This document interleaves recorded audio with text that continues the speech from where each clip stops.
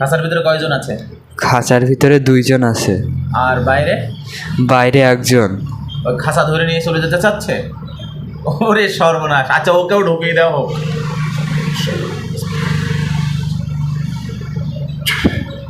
তুইও ঢোক। এই তুই কোথায় যাচ্ছিস?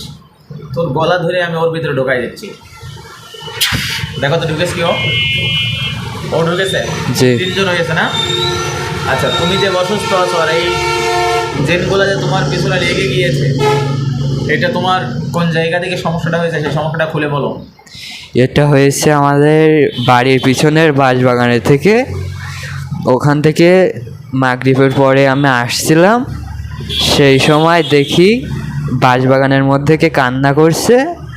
আমি একটু লাইট মেরে দেখার চেষ্টা করছিলাম, এবার তখন জোরে চিৎকার করে ওঠে।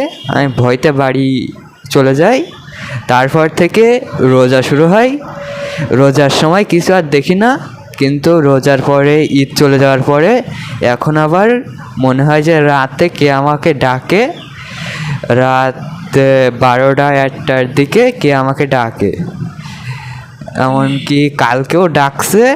কালকে আমি শুনতে পাইছি, কিন্তু আমার সাথে আমার ভাই ছিল, সে শুনতে পাইনি। তুমি অসুস্থ আছো? এই যে তোমার এই যে ঘটনাটা ঘটছে এর কারণে তুমি অসুস্থ আছো? মানে তোমার খাওয়া দাওয়া সমস্যা বা ভয়ভীতি, এই ধরনের যে সমস্যাগুলো, মানে ভয় পাওয়া, এই সমস্ত সমস্যাগুলো হচ্ছে তোমার?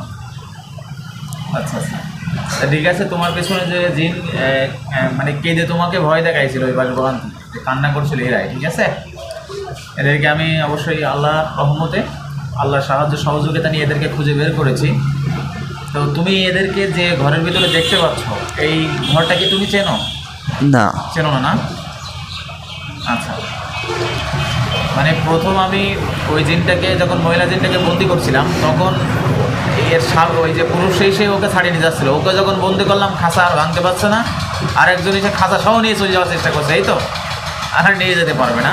তারপরে ওখানে আমাদের কিছু হুজুর আমি পাঠাচ্ছি, ওখানে তুমি দেখতে পারবা বেশ কিছু মুমিন জিন, তারা গায়ে পাঞ্জাবি পরা, মাথায় টুপি পরা, এরকম কিছু হুজুর চলে যাবে।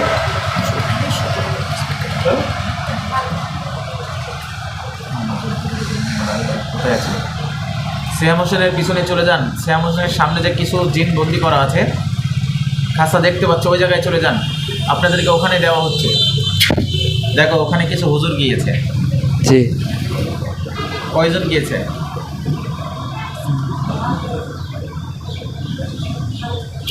3 জন গিয়েছে। আচ্ছা, পাঞ্জাবি পরা? পাঞ্জাবি পরা, মানে সম্পূর্ণ শরীরটা সাদা, হ্যাঁ, কিছু দেখা যাচ্ছে না। ক্লিয়ার ভাবে দেখো।